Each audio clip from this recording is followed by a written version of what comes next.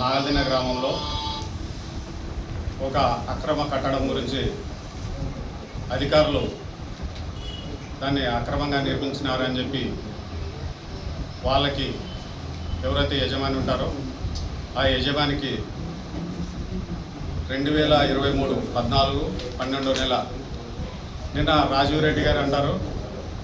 నోటీసులు ఇవ్వకుండా వాళ్ళకి ఎలాంటి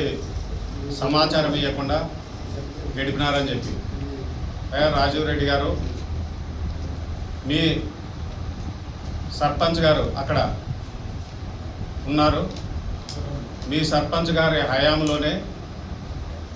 దాన్ని మీ తాతగారైనటువంటి అప్పటి ఎమ్మెల్యే చెన్నకేశ్వరరెడ్డి గారికి ఆ సర్పంచ్ గారు పోయి అది అక్రమం కట్టడము ఊర్లో చెడ్డ పేరు వస్తుందని మీరు దానికి కట్టుకునే అవకాశం ఇవ్వద్దండి అని చెప్పి ఆయన చెప్తే ఆ సర్పంచ్ పైన మీ వైసీపీ సర్పంచ్, మీ సానుభూతిపరుడైనటువంటి వైసీపీ సర్పంచ్ పైన మీ పార్టీ నాయకులు ఎంత ప్రెజర్ తెచ్చినా ఆయన తీర్మానం చేయమని చెప్తే అది అక్రమం అని తెలిసి ఆ సర్పంచ్ గారి హయాంలో ఈ అక్రమ కట్టడం గురించి నోటీసులు ఇచ్చినారు.